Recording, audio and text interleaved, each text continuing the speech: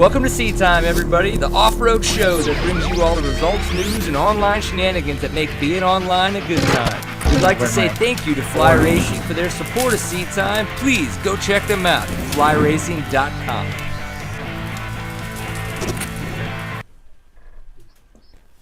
Welcome to Seat Time, everybody. So Brian Pierce here, and as you can tell, I have a guest in studio. I have Mr. Brian Story with me here, and right now, who's actually changing shirts to make sure that he's looking a little bit more official, is Eric Kudla. So we're all going to kind of, I guess, do our own part to try to help celebrate the life of Kurt Caselli. We all know about the tragedy that happened this past weekend at Baja 1000 on Friday afternoon.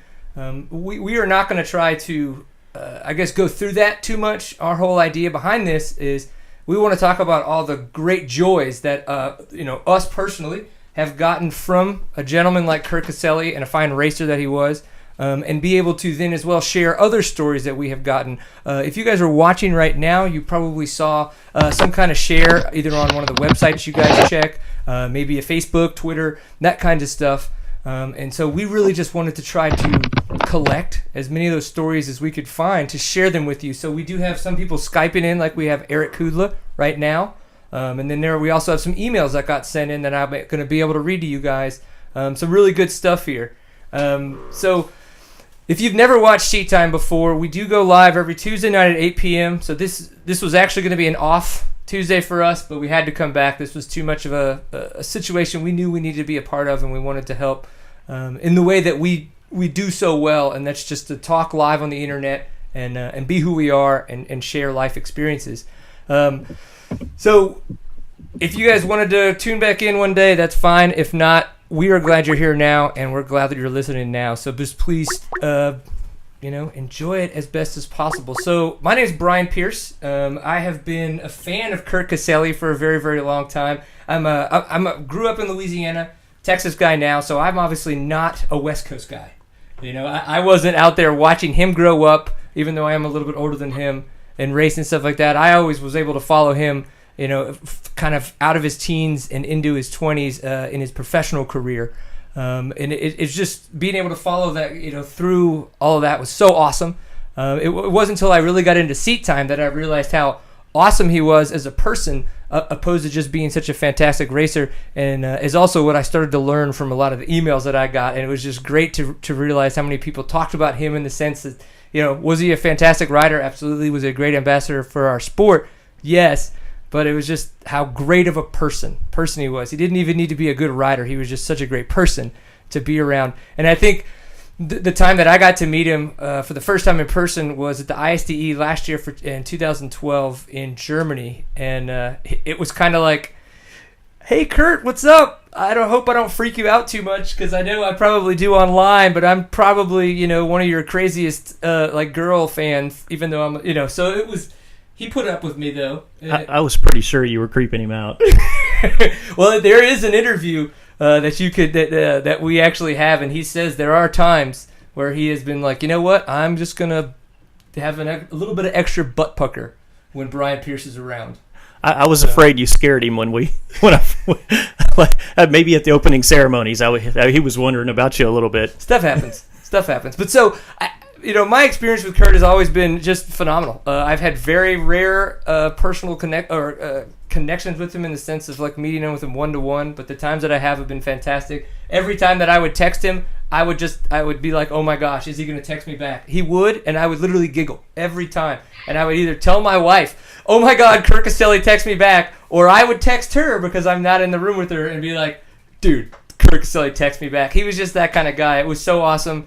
He made me feel so good about a lot of the stuff that I was trying to accomplish. So I just appreciate all of that he's done for me. It's been fantastic. I had to sport the jersey, so we're going to rock with it. But yeah, so I'm excited to bring all this kinds of stuff to you guys. So we talked about, this is Mr. Brian Story. Brian Story is a very good friend of mine. He's kind of helped me in the world of Texas dirt bike racing with Seat Time and a lot of other avenues.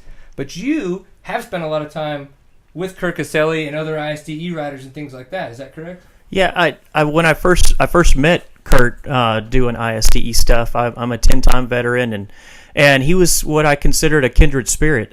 His father and him both had a real passion for 6 days, and I grew up with a real passion with me and my dad for 6 days, and it was just always what the experience there. It's just a hard thing to explain, and he pushed so hard to make the U.S. team better, and I watched him truly lead riders, and I mean he was Captain America to me the last few years. I watched how he led the other trophies and juniors, and really taught them and showed them what to look for, and just his presence and the way all the other countries looked at Kurt, and just I mean, what a great person he was to represent our country. And when you're over there, you want people to look well on Americans, and he was just the perfect person for that. So I just had a great appreciation for him. Nice. And it's funny. I did get a text. I don't know if you know about this. You don't know how to work technology, do you? You push the home button, and then when it says slide to unlock, ta-da! It just quit while I was talking. Apple products and Brian's story, I guess, do not go that well. And so, but I did get a text message from somebody who was talking about recently with them being over at the ISDE about getting into an orange fight. Do you know about that? No, I did not so apparently take place in an orange fight. The cops got involved, and Kurt Caselli started an orange fight. I have to look at my phone to get the right bits, but through that, Mike Brown got into it. So Mike Brown got really excited about it. And then the cops showed up, and then the cops got really excited at yelling at Mike Brown because Mike Brown was so enthused about yelling at the other team. And then all of a sudden, Mike Brown then got excited and yelled back into their face. So it was just really exciting to hear that. What was it? I don't know. Oh, okay. Where was that? Bam, bam, bam, bam, bam, bam. Well, with the Aussies. Oh, that makes total sense. Well, that makes sense. Yeah, if you're going to get in a fight with anybody with throwing oranges, it's definitely going to be the Aussies. Right. So... yeah, it was really cool to be able to meet him at ISDE, and of course now we're just going to lose Eric. But hey, whatever. And but hey, it was yeah. I know that Kurt was extremely influential with the ISDE, and I've gone every few years over the last several years, and I've gone the last 2 years, but I had just been going every 3 or 4 years, and so I got to see the team gradually change. My first time was way back in the early 90s, and so I've seen the team evolve, and I know he was really influential with bringing KTM in to help manage the team, and bringing Ante and Robert in from KTM to really try to bring things to another level. And it showed, and just the way he would rally the troops and get them to go out and do all the tracks together. And Ryan Sipes was a rookie this year, and obviously he's a super talented individual. But I remember after we were there, Ryan just disappeared for a couple of days, and I didn't see him. And finally, he showed back up at Parc Fermé, and I was like, "Man, where you been?" And he said, "Man, he's like Kurt's killing me." He said, "This guy's a slave driver." He's like, "I think we walked like 15 or 18 miles on the first day walking tests over and over." He said, "But I think I'm getting it." He says, "I think this guy actually taught me how to memorize 5-mile long tests." So he was pretty amazing the way he led the guys. Yeah, that's neat. We do have a story a little later on when we get to reading some of the emails about a whole nother time that Kurt took 2 hours out of his time to help a guy with starts out of a race. So it's interesting to keep hearing the same stories and so many people's different reflections of the man. Well, Eric, man, I know I wanted you to have a chance to not only be able to talk about the ride that's going to be going on this weekend at the Hare and Hound, but as well, if you've got any just graciously awesome stories to help us to get out there, just please, the spotlight is yours, if you will. All right. Well, me and Kurt were the same age, and we actually raced minis at the same time. He was an expert, and I was an amateur. And, he would finish inside the top 20 at a National Hare and Hound off of one loop on a mini, which is crazy. And then both of our clubs put on the Gorman events. So his dad and my dad would let us go riding around Gorman by ourselves just together. Say, get the hell out of here and go for a ride. Get out of here. And then growing up, I kind of got out of racing for a while. But this year especially, we've been doing the Youth National Series, and Kurt has been there's a lot of pros involved, but Kurt's been the pro involved. I mean, he helps with the banners. He goes by and high fives all the kids. He would pass out awards to all the kids, sign all their awards, take pictures with every single one of the kids, no matter. He brought pens with him, and he was a true professional when it came to putting it out there for the kids and supporting the kids race, or the National Youth Series, and that was, he said, that was one of his favorite things to do, was be at the kids race. So after the Youth National, we're hosting at 2 p.m. We're hosting a big memorial ride for everyone on the youth race course. Yeah. So this sucks, doing this, and this is really hard. I was in Mexico, got to see him a couple times, got to wish him good luck. Got a tattoo, if you can see it. Yes, yeah. that thing is awesome. Very nice. Yeah, it's very obvious what that is. Oh, way in there. Yeah, me and my buddy Paul Luce got it in memory and everything. But anyway, we're hosting a big memorial ride, 2 p.m. on the youth course. Everybody's going to line up. From what I understand, Anthony DeBastilio and Ivan are going to be there. We're going to have KC66 stickers for everybody. There's 10 different people making stickers, so everyone's going to have some sort of sticker all over their stuff. Awesome. So we're all just going to be representing. We've got T-shirts that we just made. They're online to order right now, but they're going to be out at the event, and they're going to be for sale. They're going to be all the proceeds are going to go to the Caselli family. We're going to have iron-ons. We're all just out there to have a good time. And one thing he used to, like, when his dad died, he told me, don't worry about this part. Worry about all the good times you had before. So that's all. That's really all that we can do now. I mean, and off-road racing, it's a dangerous sport, and this just drives it home. Yeah. We're all rolling the dice, and we're all just having a great time out there, and you just got to enjoy every time we're out there with all of our friends and have a good time. Totally agree. And I think it's awesome. You have been putting in a lot of time on helping people get their designs together, really putting forth a lot of that effort. So just as a person that can't do that but was looking for that, I'm glad that you have really stepped up and really donated your time into that, because it's showing, and I think it's going to really help out in the long run. I've already bought my T-shirt and koozie. So right when I saw that, I was like, purchase, sold, cart, check. Yeah. So Thanks a lot. I'm all over supporting that. Awesome. And that was really Gailey's T-shirts that approached me to do it. All I did was design it for her. She's the one that spearheaded the whole thing. So she's the one that is going to be out there at the event printing T-shirts for the race itself. We actually made the True Legend KC66 to put on the sleeve of all the national events. And if you have any T-shirt, you can bring any one of your T-shirts out there, and she'll print them on the sleeve. So, and with accepting donations and everything else. And then also those shirts and the event T-shirts. And then, like I said, everybody's going to have stickers. So the best way to show your love is to come out and be a part of it if you can. Very cool. So it's about cool. 2 p.m. for the youth loop after the Hare and Hound on Sunday. Yeah, it should be about 2 p.m. depending on if we have delays or anything else during the actual kids race. But it should be 2 p.m. right around 2:30, and then, like I said, we're gonna get everybody together, have a big moment of silence, and then just go on a good loop. Because like George Anthill said, or not George Anthill, sorry, Dean Potts, when he was right after he got back, he was kind of bummed about everything, and he's like, you know what, Kurt would want me to shut up and go ride, and so that's what we're all gonna do. We're gonna shut up and we're gonna go ride and just celebrate his life, and not that's it. Just be stoked that we knew him and remember all the great times. And then also at 6 p.m. there's also a flashlight vigil at the Blaze Racing KTM camp, where everybody's going to have their flashlights, and we're all going to, because you can't really have open fires out there for whatever reason, or if it's windy, you won't be able to do it. And we're just going to tell our stories about Kurt just like this, but out of the desert. So. Dig it. Awesome. Cool, man. Well, thank you very much for your time. Again, thank you for everything you're doing. Please either light a flashlight for me on Sunday, or just give your bike an extra rev or kick on Sunday for all of us Texas boys. It's Saturday. Sorry, Saturday. Saturday. Yeah, that National Youth Race. Yep. Throw some dirt on somebody. I like how the other Kudla fixed the other Kudla.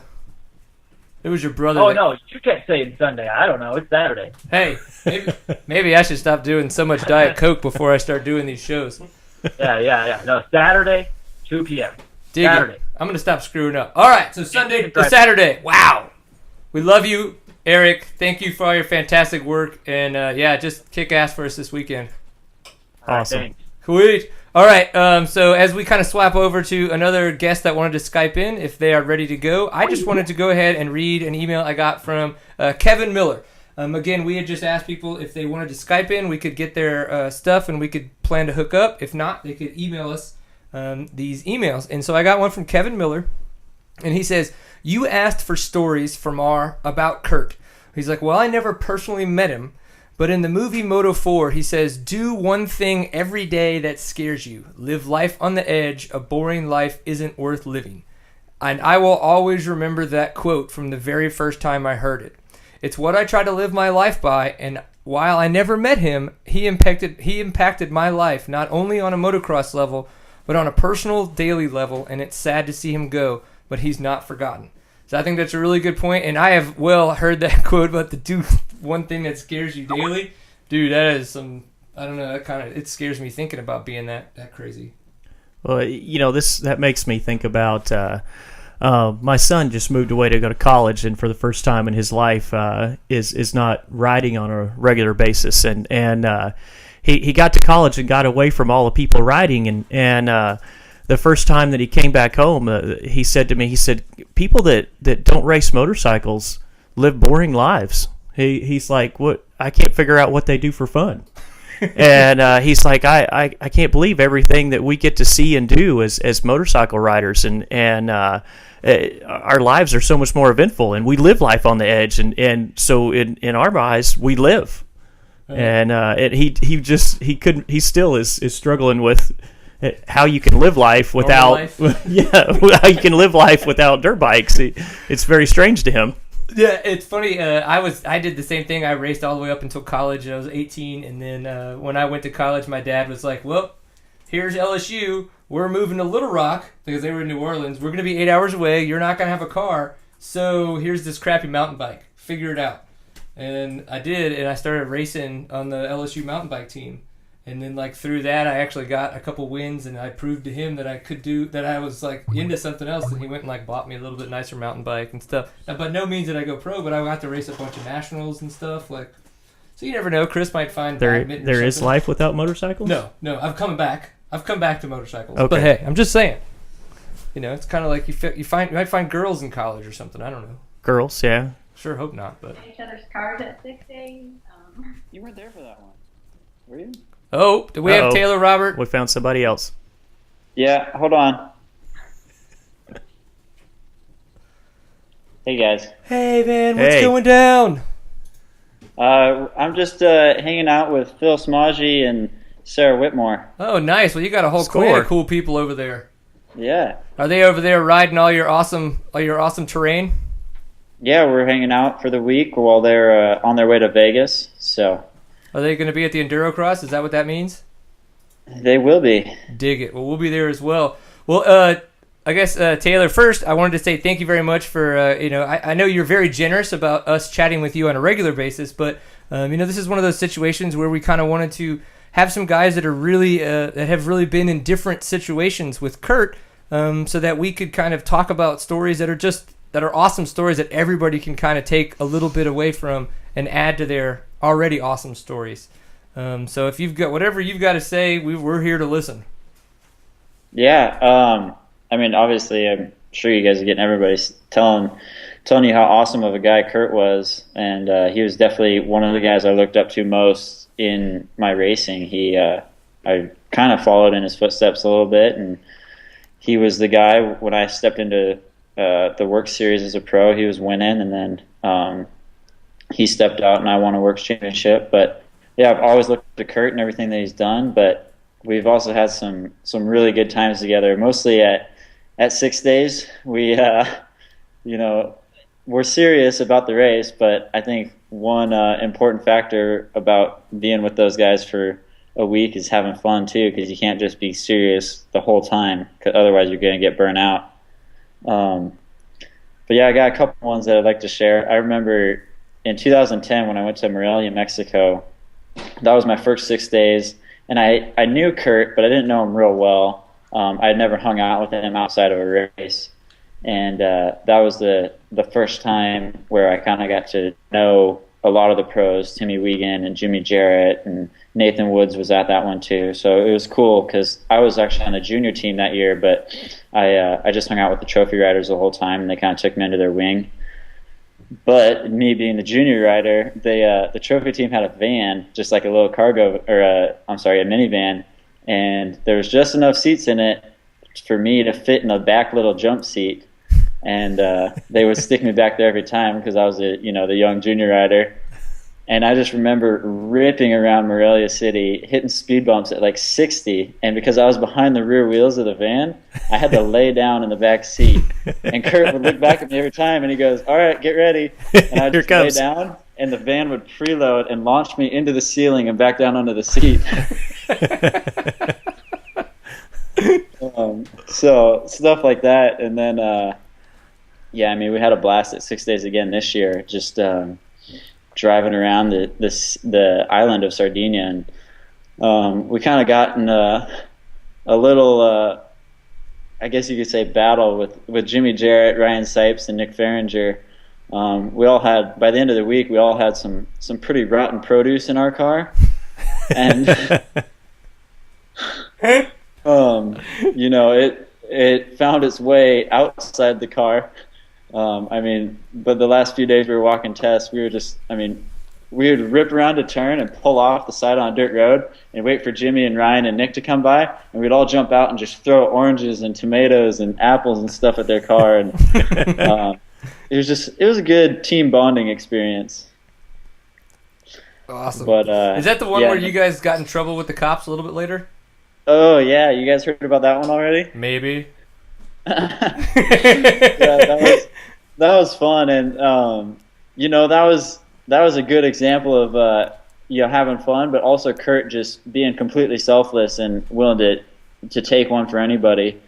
We were driving around, and we were driving pretty aggressively, I would say, but we weren't causing any accidents, and we kind of cut this car off, and I think it was a lady just got super mad at us, and she got like really close to us and flipped us off and then kind of pushed us off the shoulder a little bit. So I think we took an orange. I forget who threw it, but somebody took an orange and threw it at her, and the cops saw it. And they didn't like that so much, but they pulled us over and they were talking to Kurt, and they had us all get out of the van, and they're yelling at us and yelling at Kurt because he was the driver, and they kept asking Kurt who threw the orange, and he never said who threw it, and he didn't speak any Italian either, which they didn't like that. And they just kept yelling at him in Italian, and he's like, "Sorry, I don't speak any Italian." And they just got more and more mad, and it got to the point where the cop just had to leave us alone because nothing was going to come of it. Got frustrated. But, nice. Yeah, I got How much time do I got? We got about 5 more minutes. Can you do it? All right. I got one kind of funny story that last year before 6 days, Destry, Eric Bailey, and myself all went over to Kurt's house for 4 days, 4 or 5 days. I think I was there for 5 days, and they were there for either 3 or 4. And it was kind of like a 6 days training deal. Like we're like, hey, let's go ride as many miles as we can in 4 or 5 days, and just kind of get used to riding those long days. And we did. I think we rode 400 miles in 3 or 4 days. And then on the 5th day, we went to the motocross to Comp Edge by his house. But I think it was the first day we were riding. We're up on this ridge behind his house, and we're cruising along. It was after we had already done probably, 90 miles that day. And we're cruising back towards his house on this ridge, like way up in the hills. And Kurt's in front of me, and I'm about 100 feet behind Kurt. And then Destry is about 100 to 200 feet behind me. And then Eric Bailey is, pretty far back there because he was in the most dust. And all of a sudden, I hear this thing just coming in on me, like hot. And I thought it was Destry. We were cruising, just riding around in 5th gear, low RPMs. I thought Destry was trying to pass me wide open. And I was like, what is going on here? I kept looking to both my sides, and there was nobody there. Well, this helicopter had buzzed me and like gotten real close to the top of the ridge and just buzzed all of us. And right after that, we pulled up. We like stopped, and Kurt was like, "Holy crap, man! I thought you were trying to pass me wide open." I was like, "I thought Destry was trying to pass me wide open." And then sure enough, Destry comes up. He's like, "Did you guys see that? I thought Eric was trying to pass me wide open." And then Eric pulls up, and Eric's like, "Dude, you guys," I was freaking out because I was like, I didn't know what was going on, and I knew the only people on this side of the country that could pass me wide open were all in front of me. So I had no idea who was trying to pass me wide open. Who was who's chasing on me? the rev limiter? Yeah. So no, it was. We've had a lot of good times with Kurt, and yeah, it's just I'm glad I had the opportunity to have all those good times with him. Yeah, understood. And we definitely appreciate your time. I don't know if you've talked to anybody over at or with Endurocross yet, but since we've got the race going on this weekend, you think we could try to talk to somebody about maybe putting something together that we could all do at the stadium for him? Yeah, I think that's definitely a possibility. And I mean, those guys are all super involved in off-road. Right. So they definitely know what's going on, and I'm sure they've got some stuff brewing, and there's going to be so many people in the industry there that I'm sure they'll be willing to put something together if they don't already have it planned. For sure. Well, I just figure if you text somebody, it's going to mean more than if I text them, because it's going to be like, one, who is this guy, and two, how do you get my number? Yeah. I'm like Taylor Robert, but slower. And I'd be surprised if there's not something brewing already. I know, I agree. Well, cool. Well, if you hear anything, let us know. Like I said, we're going to be there. I look forward to seeing you again in person. We can high five, handshake, and then go share a drink at the Alligator Bar after the fact. Right on. Sounds good. All right. Well, thank you very much for coming on, man, and we'll talk to you again soon. All right. Thanks, Brian. Later. See ya. Cool. Well, we all know that Taylor Robert has ridden a lot, either in front of, behind, or with Kurt Caselli. So it's really cool that he was willing to come on and share a little story. We are bringing up our next guest, who's actually Scotty Broman, who has spoken to a couple of news stations when they put together their bits for the TV news groups. So, while we're kind of pulling that up, I wanted to talk about one of the ones I got from Monty Sorum. I thought this was a pretty good one. It's like, when I first met KC, his father was still alive. I remember my dad being so excited to introduce me to him. Obviously, I was excited too. Listening to them talk and such reminded me of my relationship with my dad and how riding is important to our lives and happiness. I remember complaining at a race about my steering stabilizer not working, and my dad said to me, "Rich Caselli would tell you to go to the gym and grow a dick." I love that.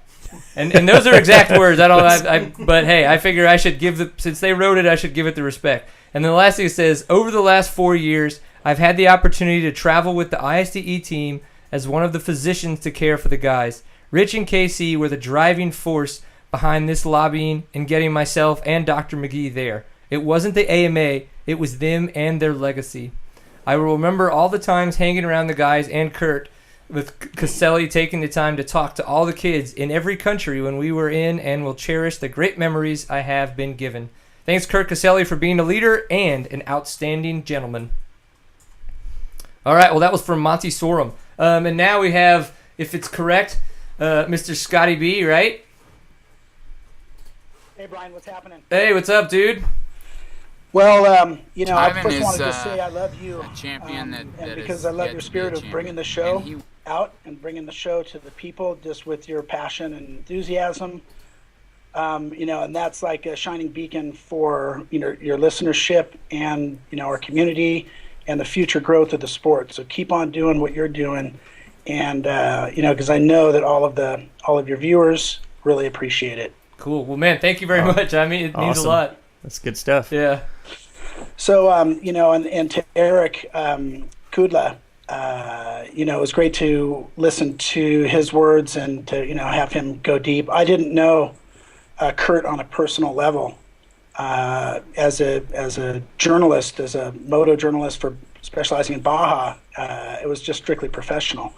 So in 2000, 11, I sent you a picture. That was kind of a quick story I wanted to show. Do you have that picture of the bike on the tow truck? Yeah, we'll bring it up right now Okay. as you talk over it. I got to meet Kurt, and when he came to Baja, when he decided to come and immerse himself in the Baja racing, it was a big deal for Baja racing. And so what we had to do was go get the story. So we went out at King of the Motos in 2012 and at the inaugural, and we talked to him. And what it was a neat thing. We could just create a story and get him to talk. And that's when I met him in 2011, and like you, his charisma, came off, and I just was really admiring how mellow the guy is. And, hey, everyone, like we talked about, baddest guy on two wheels. Well, as you know, it's really like the baddest guy on two legs, and little kids, there's like protege little kids. There's a skateboard kid that's like 6 years old that's doing pro Tony Hawk type of moves that, you have these protege golfer, little 4-year-old kids. And what they've been doing is they're watching video of their heroes, watching videos, surfing videos. Caselli was the Kelly Slater of the sport of off-road. He was the Tony Hawk. He was the Shaun White. I mean, he was the Michael Jordan. He had it, but as the, talking about the influence on little kids, I can't ever be like Caselli on the bike. So many of us will never. We could wish we were kind of like Caselli's, but that's not going to happen. And so, but I can be like a Caselli off the bike, and so.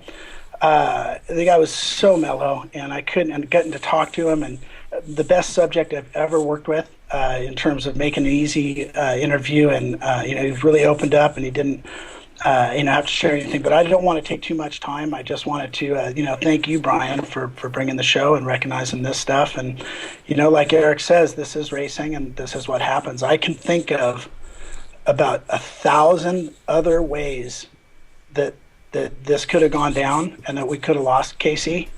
There's a million other ways that we could have lost him, and if you think about it, if you had to pick out of a million ways to move on, it would be his first pick. And this is what happens. It's just glad that you're doing this, and I'm sorry to all my friends in the community that really knew him and all you guys that were close to him. And my heart goes out to all of you, and especially to Nancy. Who I could interact with her a little bit through the racing coverage and getting emails back and forth, and just what a class of lady. And the parents just goes to show it's not Caselli as much as also the parents. I mean, but gosh darn, that's it. I gave you a little video, a shorty that was out there, and the picture of the bike that got impounded. I met him at 2011 Hare and Hound. It was his first time racing down by Plaster City and Superstition and in the Imperial County, and his pre-runner got impounded and loaded up onto a flat rack truck. It was a bummer because he was on his way to San Felipe the next week to race, and he needed the bike to pre-run. But kind of a funny story. Dean Potts was cruising around in the pits it was registered, but he just didn't have it on him, and some donut muncher, sees him running around when Kurt's crossing the finish line, winning the race, and next thing you know, the bike's up on the flat rack, and I cajoled the driver to get up on the truck and pose with the bike. But we were just a month ago on here, Brian, talking about the praises of Kurt, and to all the kids that are watching, be like Kurt, I got a lot of work to do on myself, but I got this great inspiration. I'm sure he would want us to turn it into a positive, right? For sure. Absolutely. And so tomorrow, just like Dean, I'm hitting the dirt. It's wet down here where I'm heading to Mexico, and we're going to start riding, and I'll be thinking about looking up in the sky and seeing the smile. I know this affected a lot of people. I'm detached from it, and my heart goes out to every single one of you that are friends with him, that know him, and I look forward to hearing more of the stories. Cool, man. Well, thank you very much for coming on and sharing a little bit of the as you said, your kind of professional life with Mr. Kurt Caselli, and it definitely means a lot. So thank you very much for your time. Thank you, guys. Yeah, dude. We'll talk soon. Got this video he wants. Oh yeah, let's go ahead and play that video, Steven. We got that up.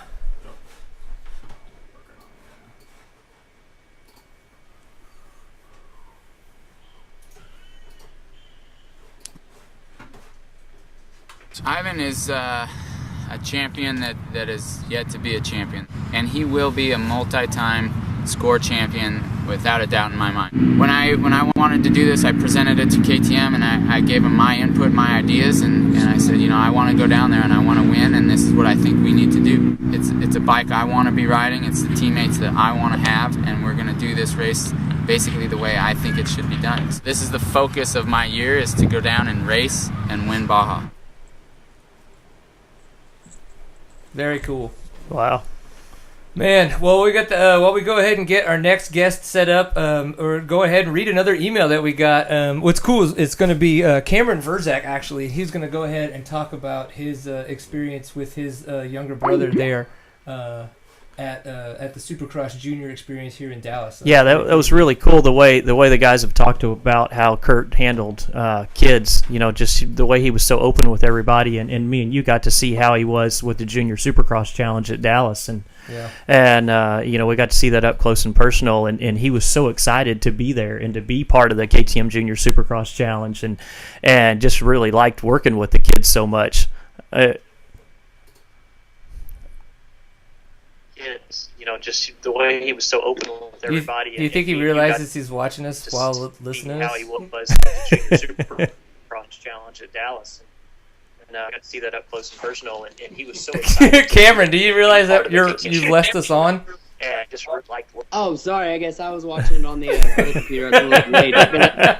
Yeah, no worries. Yeah, there's always a little bit of a delay, but I was like, I wonder when he's gonna figure it out. Yeah, it took him a minute once you mentioned it. No worries. Well, dude, okay, you guys, Cameron Verzak may not be a nationally recognized name yet, but the reason why I wanted Cameron to come on is his younger brother had a chance to take part in the Supercross Junior Challenge that we had here at our Dallas Supercross. Now, this took place at more than just Dallas, but being that I know Cameron and I know that his brother had such a great experience, I really wanted to hear from him, because it's a little bit easier for him to be up this late opposed to his younger brother. So Cameron, could you just kind of give us a fun story about the day and how Caselli just, made those experiences so great for all those little kids? Yeah, of course. Yeah, unfortunately, Ryder's already in bed, I'm guessing. It was actually a pretty cool day. I mean, like you said, Ryder got to do the KTM Junior Challenge at the Dallas Supercross. Unfortunately for my dad, my sister had something going on that day, so he couldn't be there. So good for me, I got to be Ryder's mechanic for the day.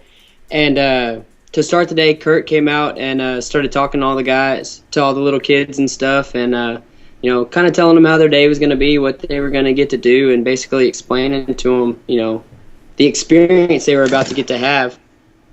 And once I got done with that, the kids had their autograph session, and Kurt came over and talked to all of us, the mechanics. Most of them were dads other than me. I was pretty much the only one that wasn't a dad.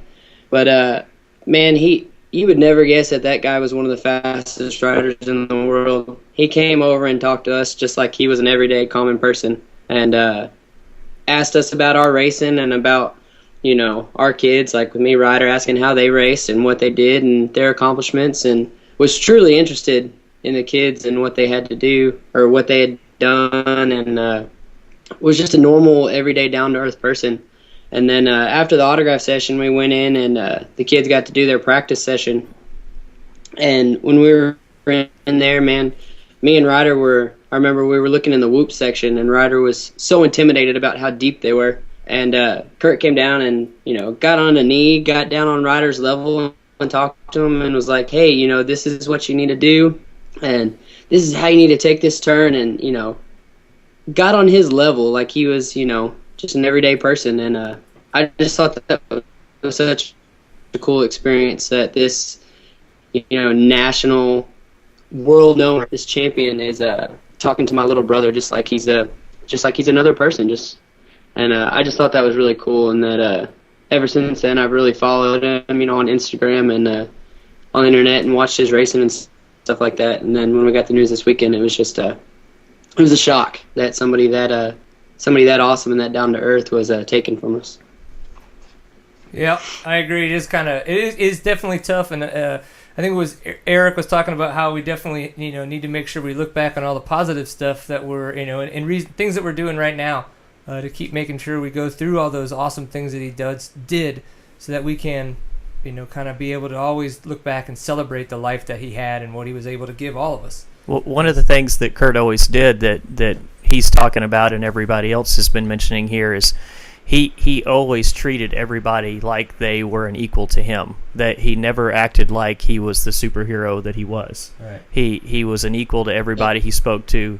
He always tried to help everybody out. He was a great example for kids to see. And I read an article in Cycle News today that Kit Palmer wrote about how as Kurt got faster and more famous, he actually seemed to become nicer. And that was the only person he could ever remember like that. And what a great example of how to be a person that was. And that was what I saw as well. As he got more famous, he didn't get more of an ego. He still, he still was the same person. So he was an unbelievable person.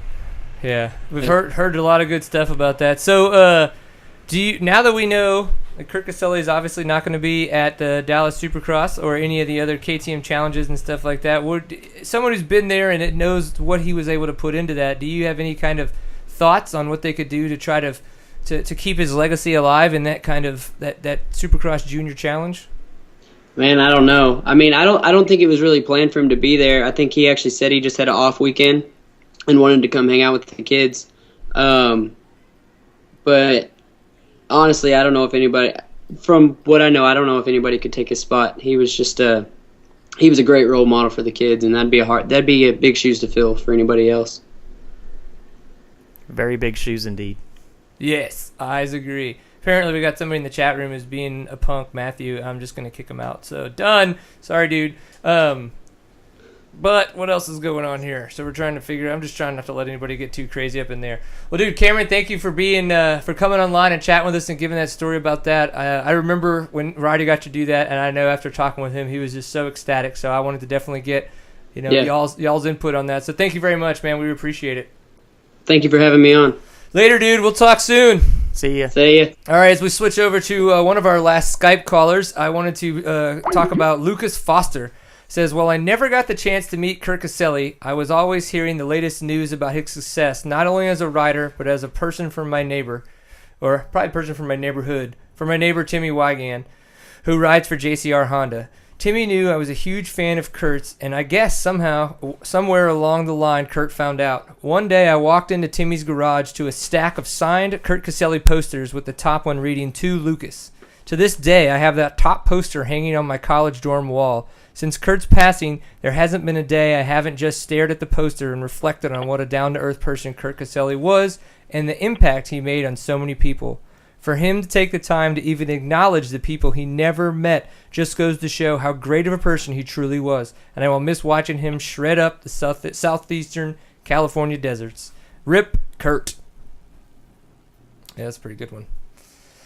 So I know we're trying to call in Ryan Kudla so he could talk a little bit about some of his awesome experiences that he had at the ISDE this year. Ryan, are you there? Oh yeah, I'm here. Awesome. Well, we're not getting your video, but that's okay because we know your story is going to come through just as good. There you go. Bam, whatever that was snapping.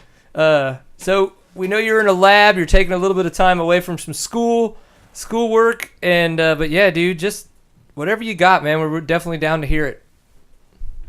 Oh man, I mean, there's so many good stories about Kurt and everything that we've already seen online and everything we've already heard from you guys. And the same, I mean, kind of echoing what Eric said, we both kind of raced District 37. He was the fast kid out there, and we were new out there. And Eric and Kurt kind of quickly became friends.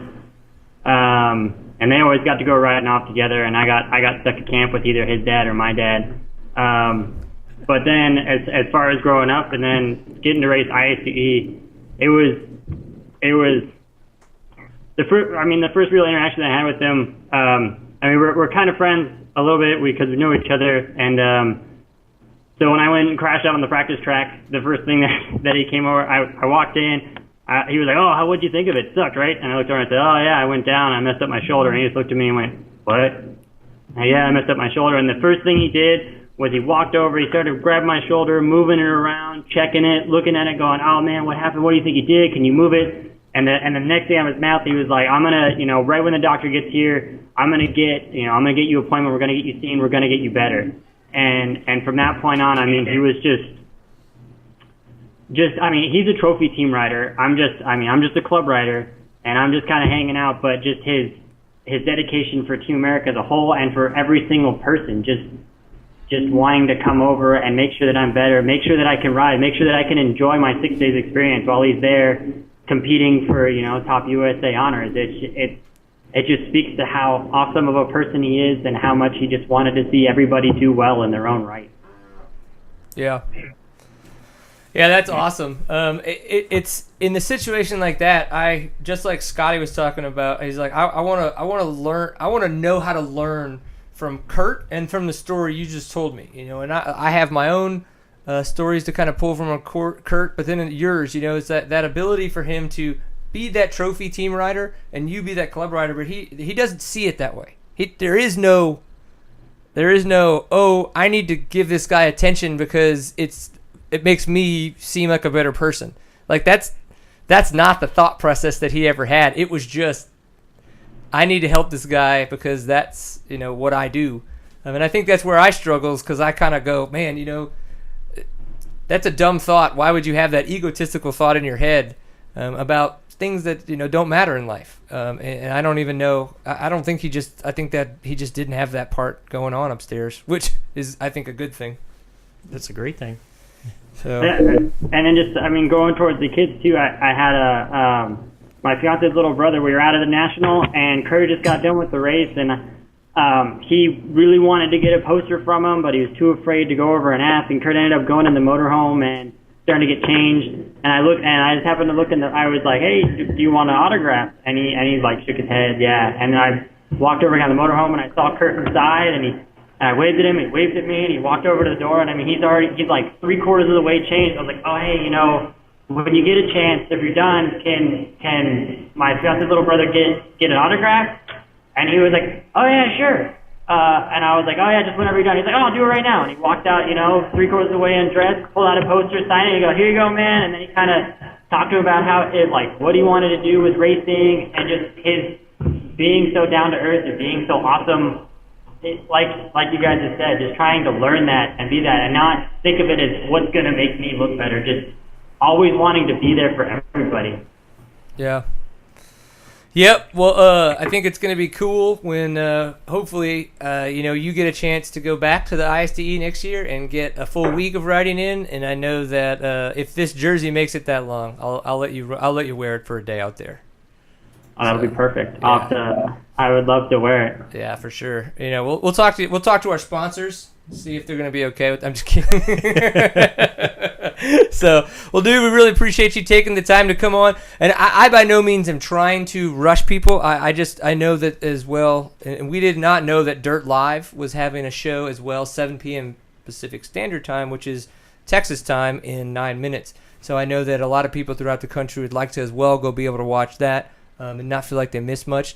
So, Ryan, we really, really appreciate you coming on and sharing your stories. We love having you on. You've always got really good advice. You're deep into different worlds and stuff like that. You're faster than me.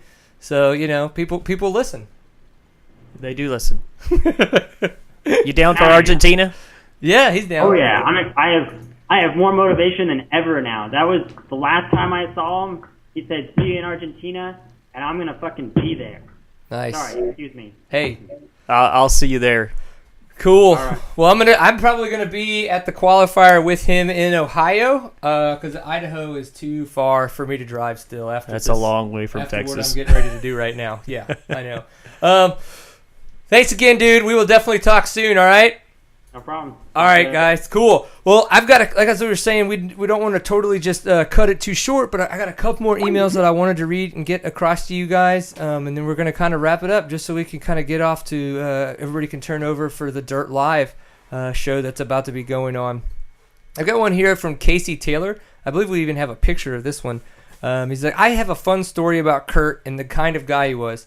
A few years back, I was wrenching for a friend at Las Vegas Endurocross, and this silver Lamborghini kept driving through the pits all morning long.